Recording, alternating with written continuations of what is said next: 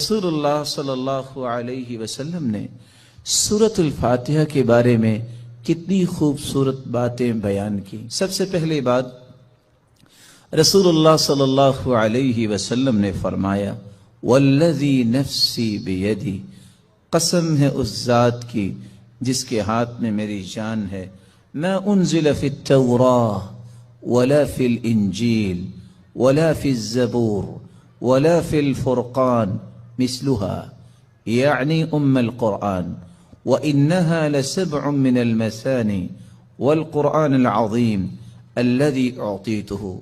اللہ تعالیٰ نے آسمانی اور الہامی کتابوں میں سے نہ تو تورات میں ایسی صورت نازل کی، نہ انجیل میں ایسی صورت نازل کی، نہ ہی زبور میں ایسی کوئی صورت نازل کی، اور نہ ہی قرآن مجید میں ایسی صورت ہے جیسی اللہ تعالیٰ نے سورۃ الفاتحہ کو نازل کر کے اپنی مخلوق پر انعام کیا ہے۔ یہ 7 آیتیں بار بار پڑھی جانے والی ہیں۔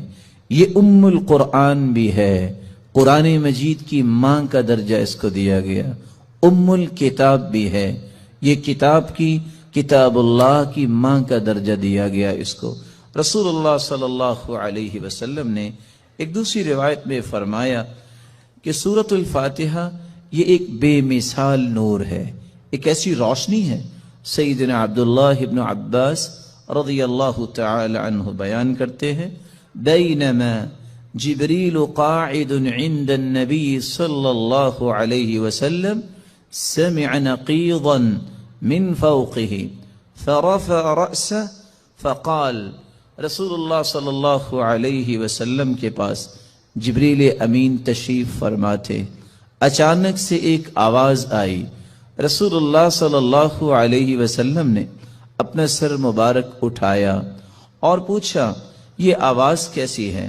تو جبریل امین نے جواب دیا، هذا باب من السماء فتح اليوم لم يفتح قط الا اليوم، آسمان کا یہ وہ دروازہ کھلا ہے جو آج تک نہیں کھلا تھا۔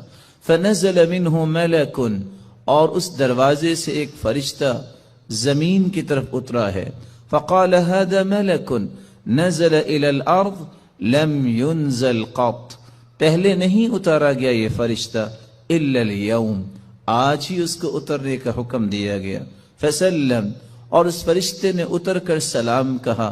وقال ابشر بنورین، اے اللہ کے محبوب، 2 روشنیوں کے لیے، 2 روشنیاں اور 2 نوروں کے ساتھ آپ کو خوشخبری دینے آیا ہوں۔ اوتیتہما لم یؤتہما نبی قط قبلک، ایسے نور جو آپ سے پہلے کسی نبی کو عطا نہیں کیے گئے۔ فاتحۃ الکتاب، ایک سورۃ الفاتحہ ہے، وخواتیم سورۃ البقرہ، اور سورۃ البقرہ کی آخری آیات ہیں۔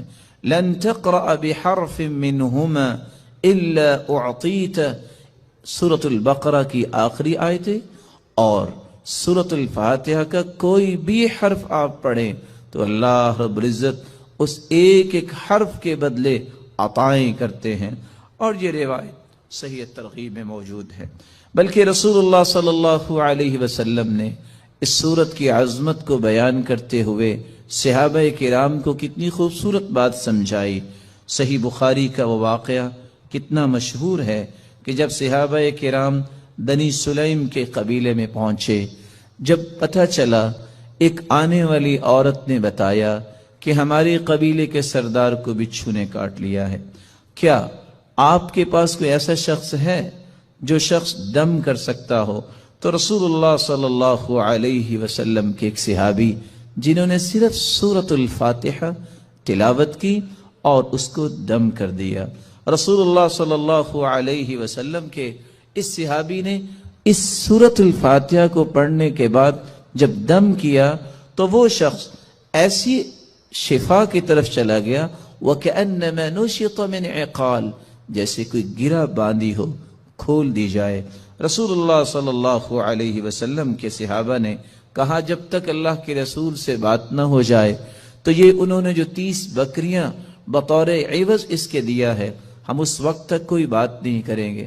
جب رسول اللہ صلی اللہ علیہ وسلم کو یہ بات پہنچی، آپ نے فرمایا وما كان يدريه انها رقيہ اقسموا واضربوا لي بسهم. آپ کو پتہ نہیں اللہ تعالیٰ نے اس صورت کو شفا بنا کے، اس صورت کو دم بنا کے نازل کیا ہے.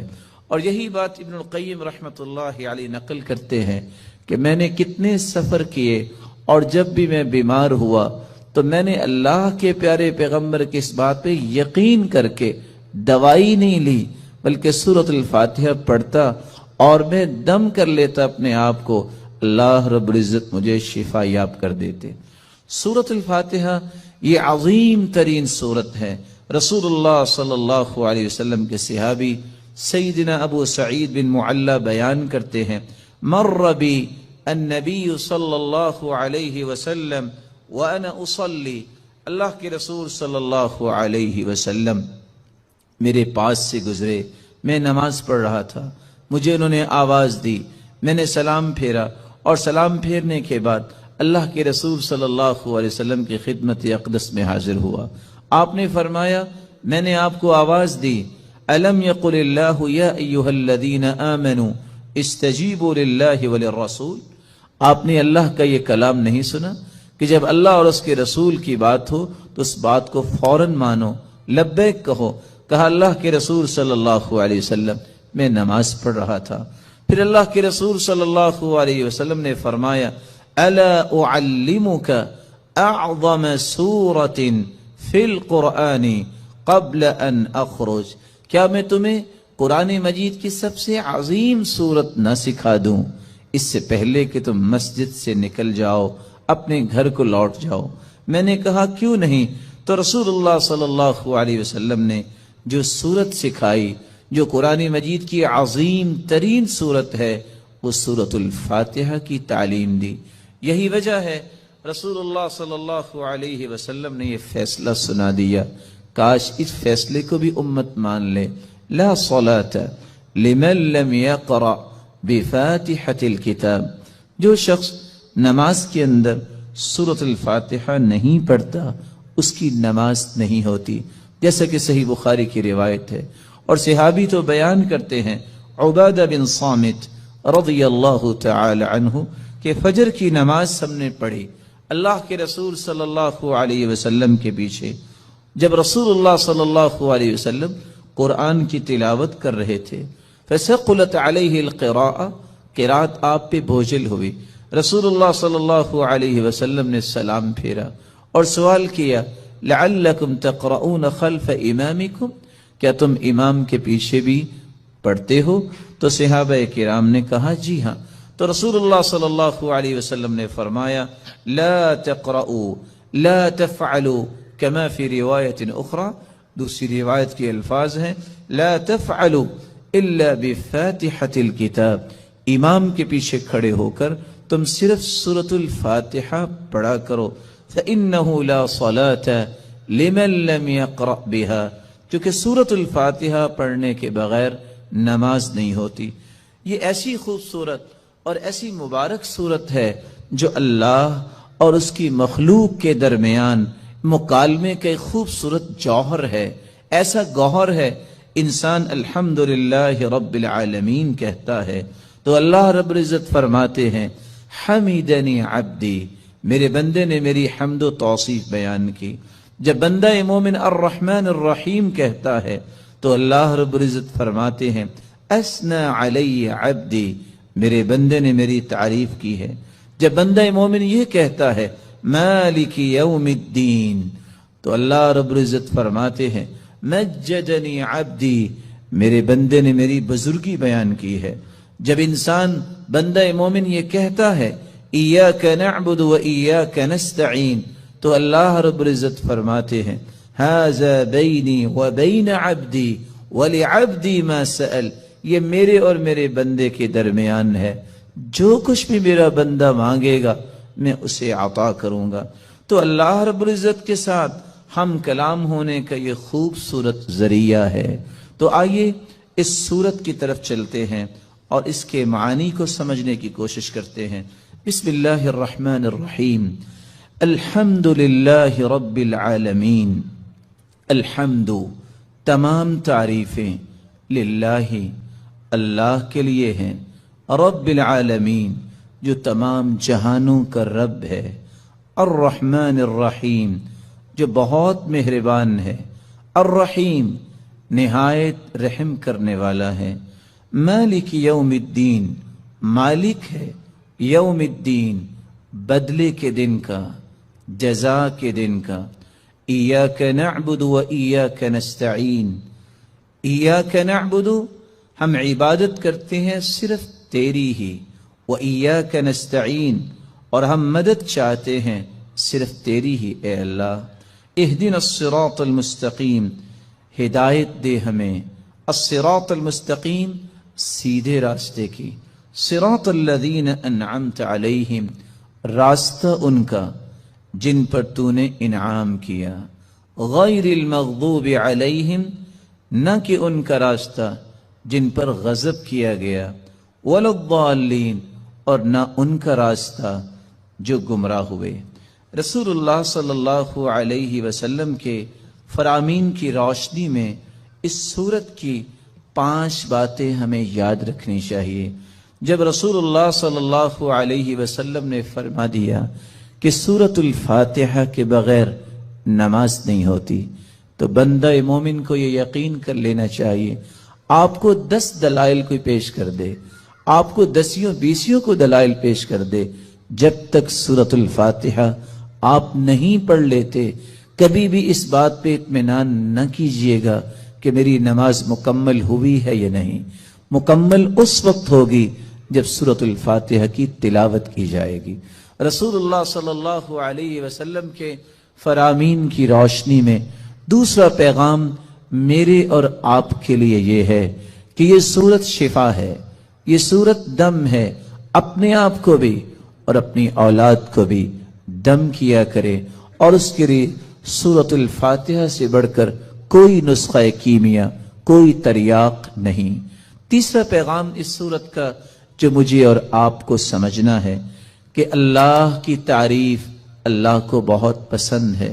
यही वजह है अब्दुल्लाह इब्न अब्बास रज़ियल्लाहु तआला अन्हु फरमाया करते थे, अल्हम्दुलिल्लाह, हर शुक्र करने वाले की जुबान का ये वतीरा है।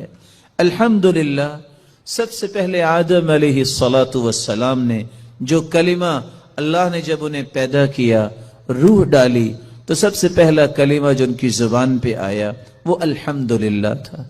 नूह अलैहिस्सलातु वस्सलाम ने भी कहा, फ़क़ुलिल हम्दुलिल्लाह अल्लज़ी नज्जाना मिनल क़ौमिज़ ज़ालिमीन, और इब्राहीम अलैहिस्सलातु वस्सलाम ने भी यही कहा, अल्हम्दुलिल्लाहिल्लज़ी वहब ली अलल किबरि इस्माईल व इसहाक। और दाऊद और सुलेमान अलैहिमुस्सलातु वस्सलाम के किस्से में भी यही बात मिलती है, वक़ाल अल्हम्दुलिल्लाह अल्लज़ी फ़द्दलना अला कसीरिन मिन इबादिहिल मुअमिनीन। और अल्लाह रब्बुल इज़्ज़त ने अपने पैगंबर से भी मुखातिब होकर फरमाया, वक़ुलिल हम्दुलिल्लाह अल्लज़ी लम यत्तखिज़ वलदा।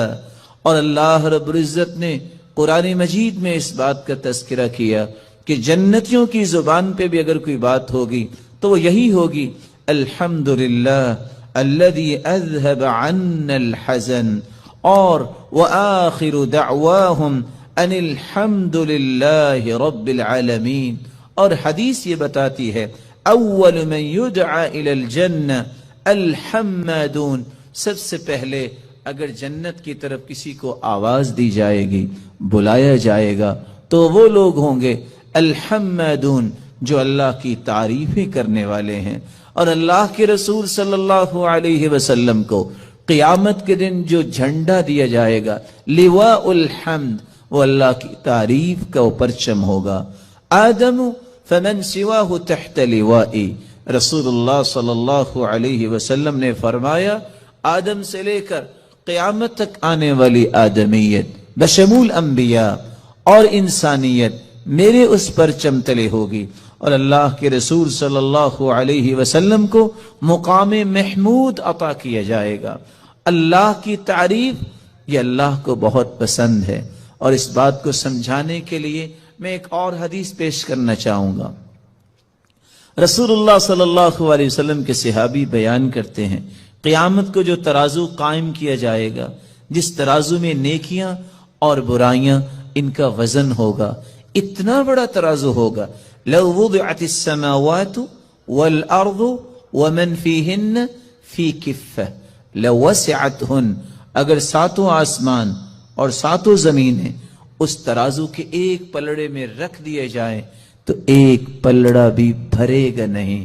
لیکن اللہ کی تعریف کا کلمہ صحیح مسلم کی روایت کی روشنی میں والحمدللہ تملأ المیزان، جو اللہ کے فیصلوں پر خوش ہو کر اللہ کی تعریف کرتے ہوئے یہ کلمہ اپنی زبان پہ لے آتا ہے الحمدللہ، تو اس مبارک کلمے کی وجہ سے قیامت کے دن میزان کے دونوں پلڑے نیکیوں سے بھر جائیں گے، جبکہ ایک پلڑا 14 کے 14 طبق رکھ دینے سے بھی بھرے گا نہیں۔ اللہ رب العزت ہمیں اللہ کی کثرت سے تعریف کرنے اور اس کے ذکر کرنے کی توفیق عطا فرمائے۔